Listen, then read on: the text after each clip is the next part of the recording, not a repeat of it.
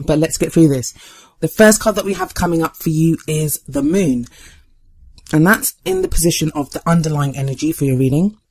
Now, the Moon can often indicate confusion, things not being as they seem.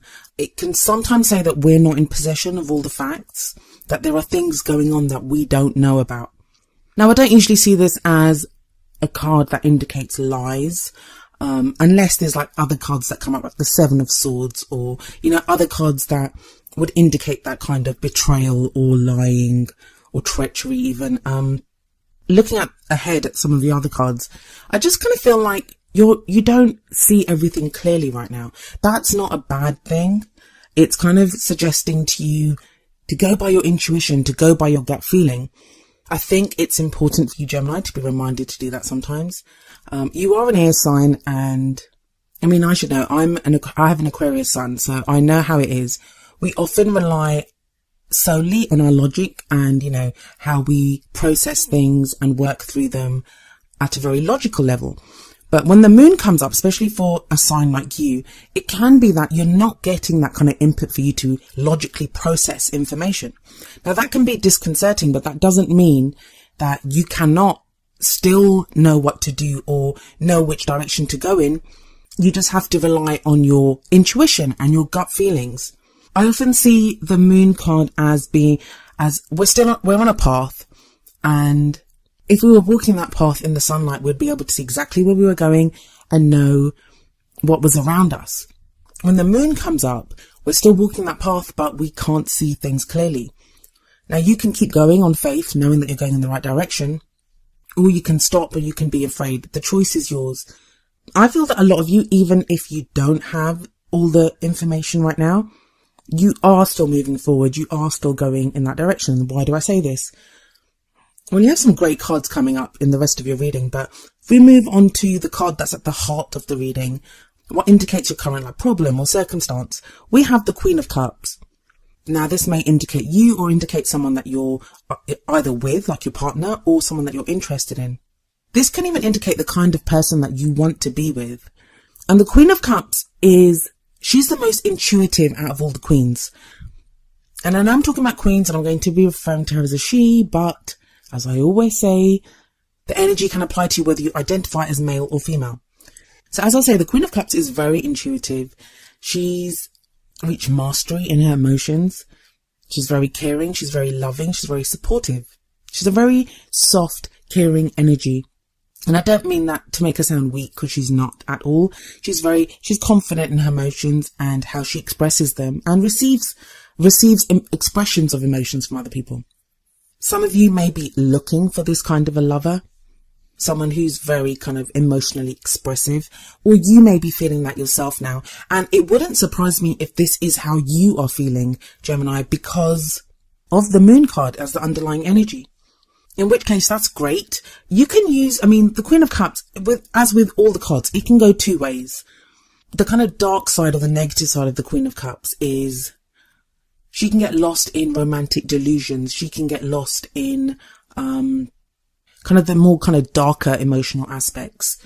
That's always the possibility there. So if you are feeling confused and not really sure of what's going on around you, it can be kind of easier to kind of get lost in illusions and delusions and fantasies. But I kind of feel, especially with the strong cards that come up everywhere else, that this is you kind of accessing your emotions, coming from a more emotional place rather than a logical one, which I actually feel is a good thing for you.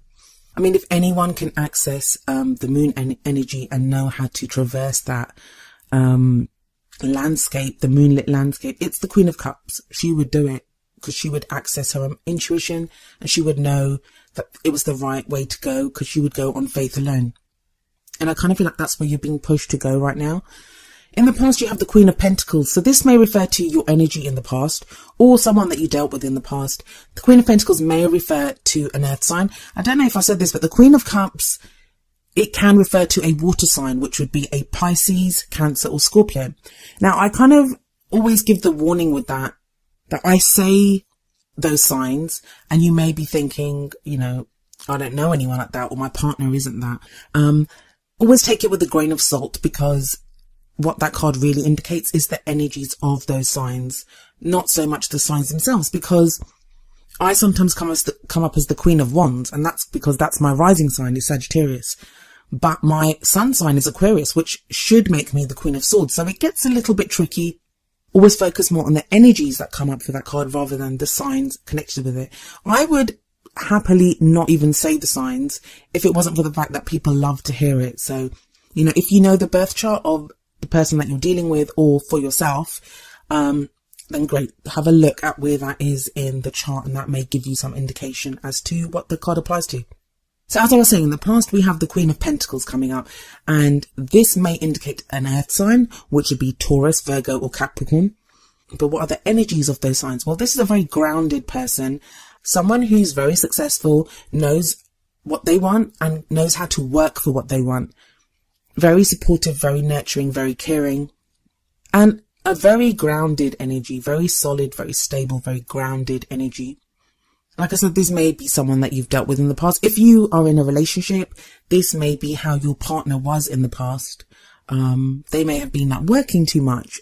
Maybe you've been working too much, that you've had to focus on practical issues in your life. Pentacles are all about those things that are tangible in our lives. So it can be finances, work, investments, moving house, anything that's solid and real and of value in our life. And maybe now the change here is to go from this very kind of practical energy that's been dealing with, finances or the practical issues in one's life, to more of a romantic, loving energy, which we get in the Queen of Cups at the heart of the reading.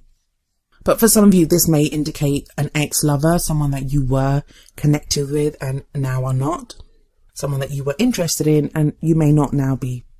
If you had your eye on someone like this in the past, it may be now that that if you've not been messaging or you lost contact with someone like this, that you are now able to contact this person. It's kind of tricky to say because it's going to play out differently for so many of you.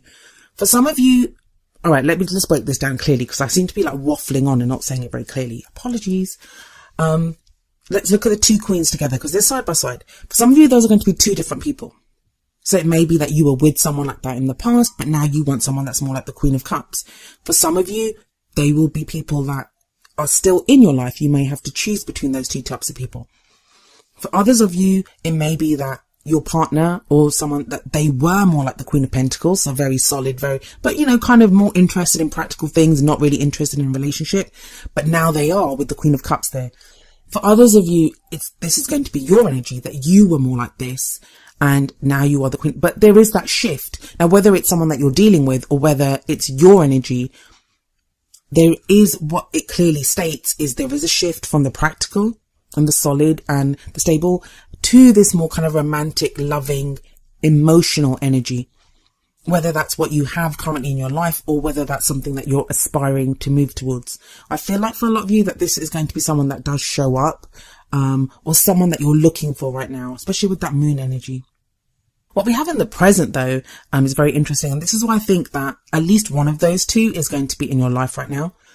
Because we have the Eight of Wands, and the Eight of Wands is all about messages, communication, maybe social media. It's like a back and forth in communication, in messages with someone. The Eight of Wands is sometimes called the arrows of love. And we see those kind of arrows flying through the air, and they represent our communications. It's energy, it's passion, it's creativity. Wands to me are always like how we affect the world around us. For some of you with the moon card sitting above the Eight of Wands, it's like you're not sure how the messages that you have or what you have to communicate, how that's going to go over, but you do it anyway, and going just on intuition. And that would be, I always say, follow your own intuition above that of the tarot cards, above that of what I say, above that of what anyone says. Your own intuition, that higher part of yourself, it's never going to lead you astray.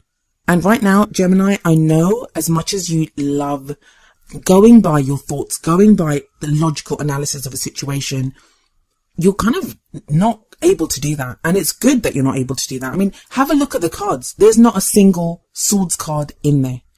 Swords are the suit for Gemini. If this reading isn't resonating with you, because you are feeling kind of very logical, I would kind of suggest you try to not think at the moment. And that sounds really strange. But there is kind of logic to that. Mercury, which is your ruler, was retrograde for like most of December, then went direct beginning of January, but has been in its shadow period until for most of January. Mercury is how you think. Mercury is that planet of communication, of thinking, of information, how we process that information and communicate it. So with all of that that's been happening, you've not had access to your ruler like you normally would have. But that's all great stuff. Like, just because you're not able to process things logically, it doesn't mean you don't have instinct. It doesn't mean you don't have intuition. And I think for a lot of you, you're going to embrace this. It's going to feel good to actually feel, and you're going to reach out to someone or communicate with someone, or someone could do that with you and you will communicate back. Even if you normally would have liked to have sat and processed that, whether you should do it or not. I think you're going to go on instinct, and I think that's a good thing to do. The reason I say that is the card coming up as your future energy is the Two of Cups, sometimes called the soulmate card. I'm trying to actually use the word soulmates less in my readings, because one thing that I've realized from comments, from questions that I've received, from the personal readings that I do, from the questions that get asked, everyone has a different interpretation of the word soulmate. I'm actually planning on doing a kind of live Q&A just about soulmates, just to answer questions that people have about soulmates. So if that's something that you think you'd be interested in, please leave a comment and let me know about that. But soulmates, yes. The future energy, the reason it comes up is to show you where you could be headed. That if you follow the energies that are coming up, this is the potential future open to you. And I say potential future because no future is written in stone. Because going by what this reading has said so far, if you decide, for example, that no, I'm going to wait until my brain comes back online, I don't want to follow my instincts, this is too freaky, or that I don't like this, I don't like going by emotional stuff, I want to logically figure it out, then you've just changed your future. You've just changed what you're going to do. You probably won't be as open. You probably won't be as emotionally open in any kind of messaging that you have with someone, because you will kind of feel on the defensive a little bit. But on the other hand, if you embrace your emotional, this kind of a new emotional side of yourself really openly, good could come out of it. And you have the Two of Cups coming up in the future. So what does the Two of Cups say, apart from just calling it the soulmate card? It's two people coming together. It's that kind of connection where you meet someone and you feel like it's fated. You've known this person before. They feel like you're missing piece. Like, there's a very deep, intense connection here. And it can be platonic, because at its very core, what it speaks of is a relationship of support, of connection, the perfect combination of two energies of being. So like in a general reading, you can get the Two of Cups, and that can show a great business partnership, someone that is perfect for you, in business. But this is a love life reading. So this could indicate someone that feels like your perfect partner when you meet them. Now, the future energies don't usually come about during the phase that the reading is for. So, a lot of this is going to be the Eight of Wands. So maybe you'll be communicating with someone. You may even meet this person online or through social media, but the seed for that feels like it will be born during this period. Where you will be by the end of this period, which is like the middle of February, is the Nine of Pentacles, and that's the kind of crowning energy. And I call it the crowning energy, but it isn't really, if you've been using other spreads, it's not that kind of a crowning energy. What it says is how you're stepping forward, how you're moving towards your goals, how you're moving towards that Two of Cups. And I think it's really important for you not to lose yourself, Gemini. The Nine of Pentacles is a card of independence, of enjoying the abundance that you have created, especially with that Queen of Pentacles sitting above the Nine of Pentacles. It feels like practically you'll be in a much more secure position than you probably have been in a while. But you can use that in two ways. You can either enjoy what you have alone and not want anyone else. You just think it's great to be single. I've got all this stuff and I just want to enjoy it. And that's your choice. It's a free will dimension. You can do whatever you like to do. But I feel for others of you, this is going to be a great kind of moderating and balancing energy. Because sometimes when the Queen of Cups comes up, if we're feeling really loved up, we can lose ourselves. We can lose ourselves to that love. It doesn't feel like you'll be doing that, especially with this Two of Cups, the promise of the Two of Cups. And especially if you're having like exciting or passionate interaction with someone. The Nine of Pentacles here says that you won't lose yourself. In fact, you'll have something within yourself, and that came about from either your interaction with the Queen of Pentacles or from a time when you had the Queen of Pentacles energy, that you have now created something for yourself and you're ready to share that with someone. Sometimes we can feel like we don't want to get into a relationship because we're still trying to create something for ourselves or to become something ourselves. And it feels like by the middle of the month, you'll have reached a place where you are ready to share what you have with someone. And that's a brilliant, brilliant energy to have.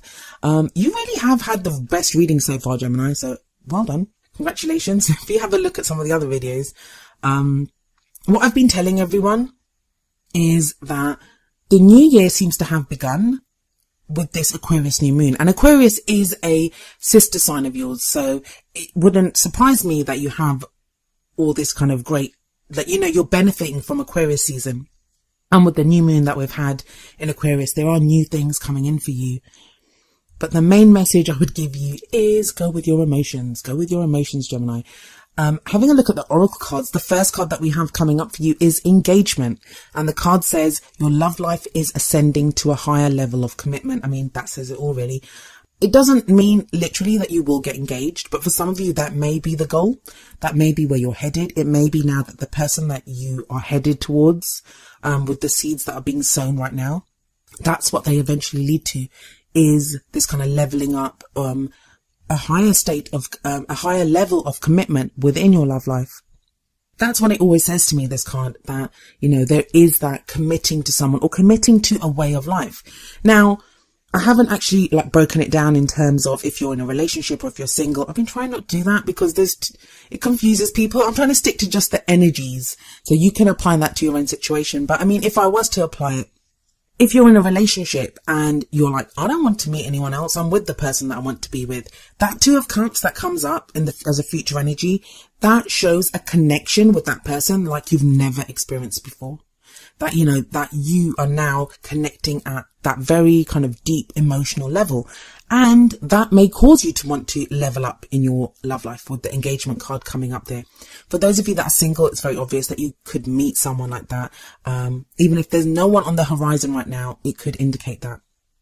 For some of you that are dating or you're not really sure about, you know, how things are going with someone, I feel like that's going to start to clear up very quickly this month, and you will be able to decide what you want to do. Even if there's no one around, even if you're single, I feel like if before you've just been interested in dating or like, you know, casually dating people, your level of commitment to your own love life is going to increase. So you will now think, I don't think I want to casually date anymore. I think I'd like to find someone a little bit more serious. And, you know, you're going to be projecting that when you do go out on dates, if you do date people, it's going to be less casual. It's going to be more committed.